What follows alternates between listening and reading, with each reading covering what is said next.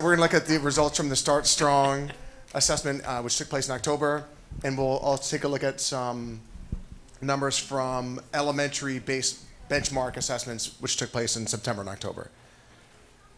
So Start Strong was initiated by the state for the first time as a way to support the curriculum and inform instruction in the wake of hybrid learning and remote learning.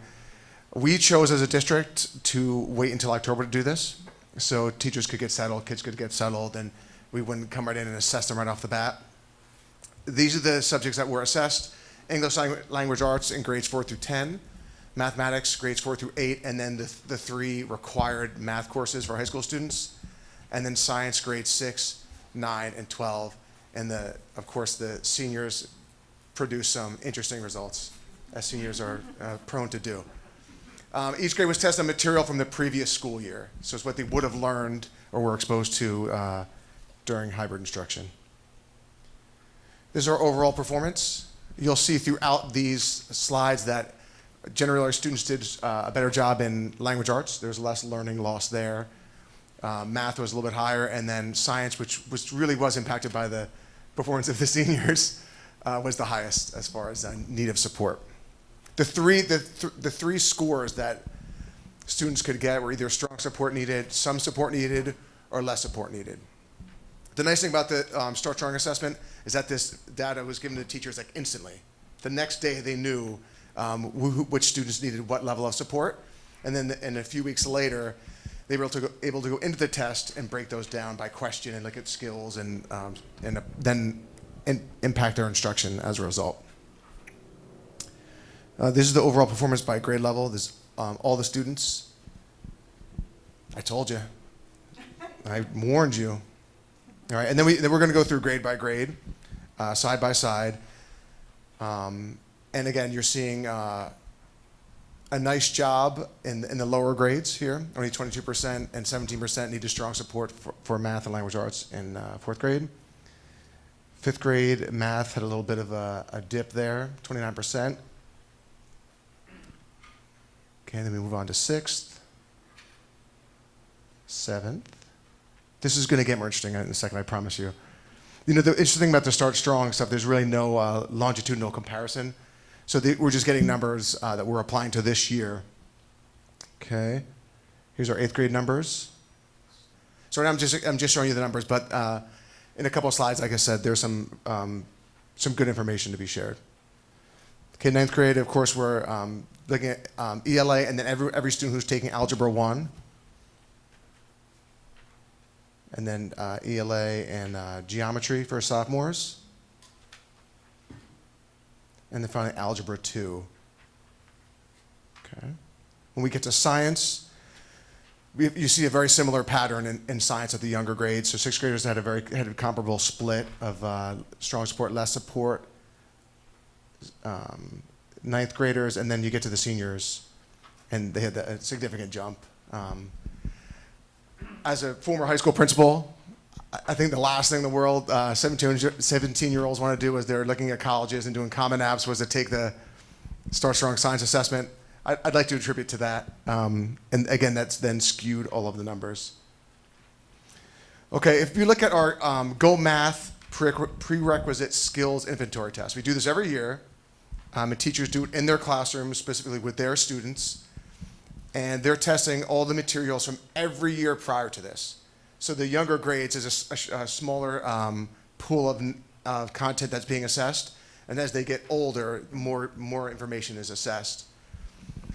We did this last time in 2019 before this fall. So there's a gap of 1 year that we can't account for. But if you look at those arrows, that shows how the groups of students did. So the kindergartners had a 69.8 score. They went to 69.4, so they were pretty consistent in Go Math. Okay. The first graders went from 83.2 to 66.8. They did a little bit more of a drop. The second graders went from 7.17 to 62.7. Okay. And then the third grade is 70.5 to 50.1. So you'll see that as the kids got older and more information was assessed, you saw more of a drop-off when they were more accountable for what they were exposed to. Same thing with our Fontes Pinnell reading assessment. Kindergartners are not assessed in this model. So we start with first grade, we go to fifth, and you can see three groups of kids jumping. So first to third went from 69% to 63%. The second graders went from 60% to 61%. And then second graders. And third graders went from 55 to 54. So as I said, language arts was the least impacted. And when I spoke to Marissa Rosa, our literacy supervisor, she said, the one thing kids could do was read. When they were reading at home and parents were encouraging them to read, they weren't really able to discuss what they were reading so much, which explains a little bit of a drop, but books were in hands, and that was the easiest thing that could be done, in their living rooms or bedrooms or what have you. Math, on the other hand, was a different story. So we had the task of responding to this, and it was a good task, and that's what we're here for. And we kind of looked at it through two lenses, a big picture and a little picture. And the big picture is what we could do programmatically, and what we were going to do in our buildings with our supervisors and our teachers, and how academically we were going to respond. So teachers were taught by the supervisors, and the state gave us really tremendous materials as far as how to access the Start Strong and interpret the tests. And if you go to the results by question report, they could actually look at the questions on the test for their kids in their class and their grade, and look at what skills they struggled with, and then modify the instruction to review those skills, and then circle back to those skills, loop back to them later. And there's a nice opportunity to be able to do that, and almost like kind of real time, because you only had to wait a few weeks. District-wide, we're able to use some ESSER funds, which is a grant we applied for, and we'll be creating intervention programs for at-risk students. So the nice thing about this is, as a principal, you always want money. You want staff, and you want money, So this is a nice opportunity to have some funds as a building, look at what their specific needs are, and put things in place to address those needs. And every school is looking at it in a different way to, again, help their population of students. In addition to that, we have some existing programs, some through Title I, some through ESL funds. We have morning math, which is starting soon. Our ESL homework club is in place. They're also doing some ESL parent classes to work with those families. Over the summer, we had a ton of great programs, extended school year for special education students, Summer Stepstone, which was a virtual program that any student was welcome to sign up for, and Summer Skills Boot Camp, which was for at-risk kids in both math and language arts. In addition, in anticipation of this learning loss and the rough road back to school, some interventionists were put in place in specific buildings that were deemed in greater need of them. So they're in place working with at-risk kids and delivering interventions to them to make sure they're catching up and getting the help they need. Told you that was a more interesting slide. All right, so that was the big picture. Little picture, we're talking about individual students. Okay, and my message to the teachers and principals for this one was to stay calm. All right, okay, the last thing we needed was to rush a student through to services they might not necessarily lead. So we really want to take a look at the information we have on those students who are in need of strong support, okay? Were they in school last year? Were they remote? How was their attendance? What sort of supports have they had in the past? Do they have a 504? Have they been referred to INRS in the past? And really get a picture of what's in place, what do we need to continue, what do we need to look at. We contacted parents to let them know. We looked at other data assessments that they'd been given, their benchmarks, their grades from the previous year, any anecdotal notes that the previous year teachers could help with. And then we developed some interventions for them, be it some of the programs I mentioned earlier, morning math, or the ESSER programs that will be coming up, tutoring after school, extra help, modifications, and just monitoring that progress. If over the course of those interventions, we're collecting data, we're interpreting that data, students are still in need or still a concern, that's when you'll see an INRS referral and potentially a CST referral. But we really want to take your time and take our time and look at everything before we take those steps. Did I hit that? Okay. So that was the end of the Start Strong results.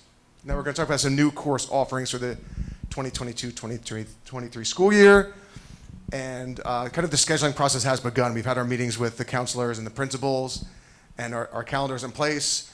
And it started. Today at our supervisor meeting, we were talking about eighth grade parent night and how we're going to modify that to have people in the building but not have them moving around. So We're going to try to do everything as normal as we can to get information out so people make the most educated decisions as far as their children's schedule.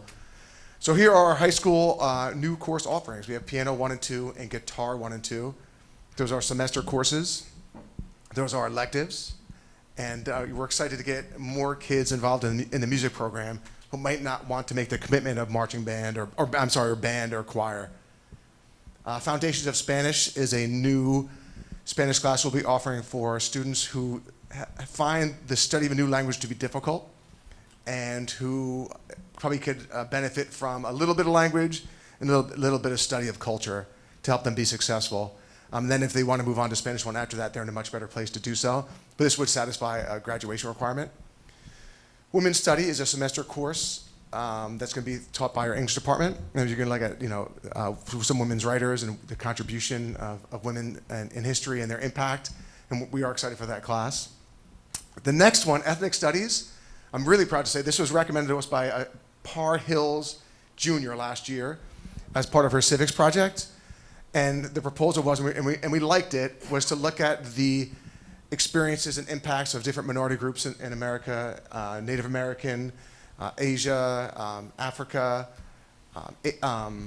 Middle Eastern, and to look at their impact and to really open eyes and develop some empathy and some knowledge as far as the experiences of the people in our community and around our country.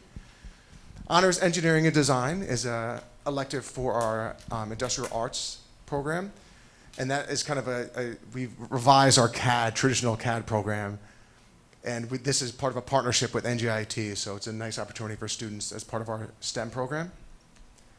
AP Capstone is our latest AP edition. It's a relatively new AP course. Our new supervisor, Sarah Townsend, taught this class in Randolph, and it's a 2-year commitment where kids are choosing a topic of their choosing, that's redundant, but they're doing it, all right? And they're gonna research that topic and create a new kind of addition to the collective study of that topic. And it's it'll be taught by an English teacher, and at the end of that 2 years of research and creation, they'll take a test, they'll get a certificate, and it'll be a nice thing that we're gonna have for sophomores and juniors, so when they're applying senior year, it's something they can put on their college applications. TV Production 3 is the latest chapter of our growing TV production program. And this course is going to ask students to really make a commitment and apply their skills into the building and the district. So they'll be working around the school, recording events, producing content for the building to promote students and programs. And it'll be a nice opportunity for kids who love this stuff, and there are a handful who really are into it. Honors Data Structures and Algorithms is another course from our STEM program, computer programming. Senior internship, I don't know if we've heard about this one yet. This is something we're really excited about. The senior internship program, I'm talking really fast, aren't I? I do, my wife were here, she'd be staring at me, saying, Dennis, slow down. I just get excited about stuff. I don't know, it's the bar graphs. The bar graphs got me all fired up. So the senior internship program is going to be a 4-week program that seniors can apply for. And after AP exams end, and when seniors start to get seniory, they'll report, instead of to school, they'll report to their 4-week internship that we spent setting up, throughout the winter. We're going to start it this year with 25 to 30 students at each building. And our business teachers are working really hard to find prospective locations, to train the kids to build a resume, to interview. Once in place, we'll be visiting them, making site visits, and having the students do reflections. It's going to be a really cool thing. Some students, as you know, Missy, you probably could speak to this, are so super committed and so involved in everything that they never really have a job. They don't get to explore these things, and it's a nice opportunity for them. It could be business, music, medicine, something hands-on. It's going to be really a nice program. Some of the districts that we've been speaking to had a ton of success. Verona, for example, almost the entire senior class is out in internships at the end of the year, and that's great for them. And to be honest with you, it's a kind of a unique opportunity for our juniors to transition to that leadership role in the building, and it's nice. Yes. Engineering Design and CAD Foundation is another STEM class and part of our IA department. The START program this is kind of a change really in name only, because these programs are in place, but we're kind of renaming them to reflect the different parts of the START program's day. So transition readiness, life skills, daily living, all classes designed to help super seniors move on to the next stage of their lives and employment. In middle school, we're going to bring back Multimedia Productions and Design 2 for 8th graders, which is a pre-existing curriculum. Strings, as you know, will be moving up, and that will be, the brunt of that will be for 6th graders, but we are opening it up to 7th and 8th graders if it's something they study outside of school. Mythology and Legends is a new, and I'm such a geek about this one. I love this. I was a former English teacher. It's a new elective for our 6th and 7th graders, and kids will be exposed to different legends, Greek, Roman, tall tales, urban legends. It should be a really fun class, and the kids have a lot of interesting things to learn and create and share. And then finally, 8th grade geometry, which was handled virtually in the past, will now be taught in person as part of our accelerated math program. That was a lot. And I slowed down at the end there, barely. I thought I did. All right, our high school grading committee, I see you over there, which Missy was on. And so I know you know that we had opened up campus for seniors who are in good standing. So they're taking advantage of it, and they're going home and heading out of the town. So at one of our high school grading committee meetings, we went virtual because both sides of town were meeting and kids from both schools. And someone logged in from Hap Goods in Mountain Lakes. I don't know who, but it was like a quintessential open campus moment. And Missy was in there drinking from her mason jar glass and sharing great ideas about the topics we were discussing. So we had 2 administrators, myself and Ms. Wagesa, who's in charge of our counselors, a ton of faculty members from both high schools, and a ton of students from both high schools. And we tackled 3 topics. One was class rank, the second was the weighting of classes, and the third was final exams. And we were, I don't know, 2 out of the 3 we changed a little bit. And this was the biggest change. We decided, after a lot of discussion and talk, to eliminate class rank starting next year, okay? And I will tell you why, because you probably have some questions, but here's our plan. Okay, we're gonna announce this to incoming 8th grade parents at 8th grade parent night in January. We're gonna let our students know. We're still gonna recognize this valedictorian, salutatorian, but we're only gonna release class rank for students who have scholarship needs, and we're going to release that rank only to the institution who needs it. Now, you're probably saying to yourself, why would you do this? Is anyone thinking that? Yeah. Quietly? I will tell you. Okay. So we did a lot of research, and again, this is kind of a thing that's happening in schools across the nation. And what we're finding is that colleges really don't put that much weight on it, okay? Schools have different grading systems and are different size and of different socioeconomic build. So the information that's yielded from class rank isn't a terribly accurate indicator of a student's acumen or their performance. They'd much rather look at their number of honors and AP classes that they're taking, their performance on other standardized tests, but that class rank isn't terribly reliable. And if you look at some specific examples, we did this, we looked at we printed out the class rank of students from both high schools, and you could have a kid who was unbelievably successful and have like a 4.28 GPA, which in my opinion is wonderful, and have a transcript littered with AP and honors courses. That student could be ranked 27th. In another district, they'd be top 5. So it isn't necessarily representative, and in some cases, class rank hurts students who did a really great job. I can't remember, I think it was Penn, and I don't remember the school that reported it, but an admissions officer from Penn had shared that if a student didn't make it because their class rank was low, but if that was out of the picture, they probably would have made, garnered acceptance to that institution. So we don't want to do anything that's not going to help our students. And so we feel like this is going to help them. I think another important thing to talk about is the stress and anxiety, the pressure that kids put on each other, the jockeying for position that they do to try to pass people and climb up the ranks. So hoping this alleviates a little bit. Now, without class rank, you're competing with yourself as opposed to, your peers. In addition to not having it, we're going to add this, and we're going to use kind of this Latin system of recognizing scholarship, the Latin honor system, which you all know from colleges. And some schools have been using this in high school, and it recognizes a lot more students. So as opposed to your top 25 at senior awards or just the salutatorian or valedictorian, any student can be recognized if they hit above a 3.5 with their unweighted GPA. Okay, then a 3.75 would get them magna cum laude, and then summa cum laude would be a 3.9 or higher. And I have some numbers to share with you just so you know what this looks like. At the high, we just broke down weighted versus unweighted the number of students.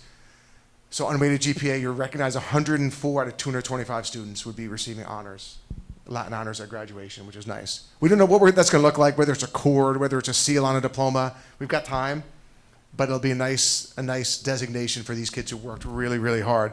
We also want to look at the impact of weighted versus unweighted on NHS, and with an unweighted GPA, it's a little bit lower, and that's what we do at the Hills, and we're going to transition to that at the high school.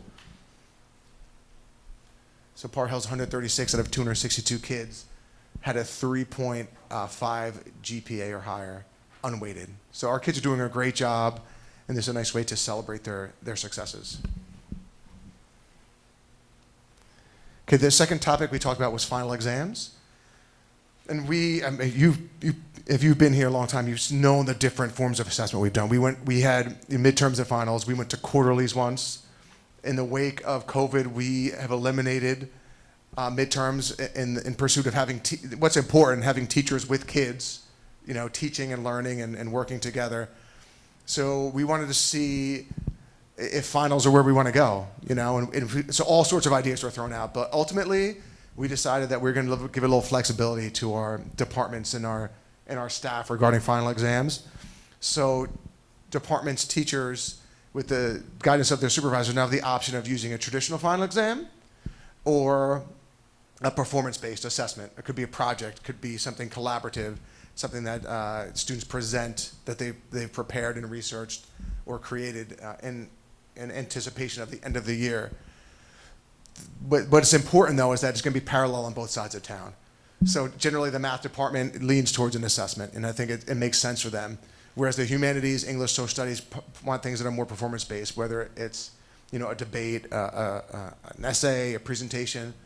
It's going to be matching on both sides of town. When you get to your computer science classes, they're probably more project-based, and those will be aligned as well. So we don't want one side to say the other side is unequal, and we'll be making sure that happens.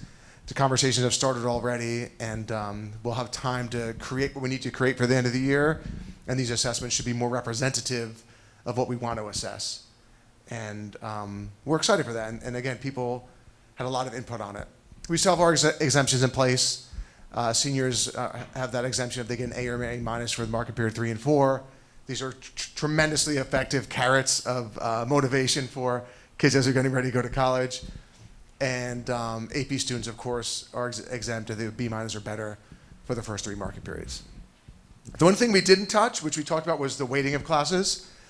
Right now, our AP and honor courses have an extra point of weight to them, so graded on a scale of 5 instead of 4. And we figured once we eliminated class rank, that was a moot point. It didn't matter, and students were taking them. To take them, they're getting the benefit of having them on their transcript and all the skills that they're learning and the rigor they're exposed to. So we did not touch class rank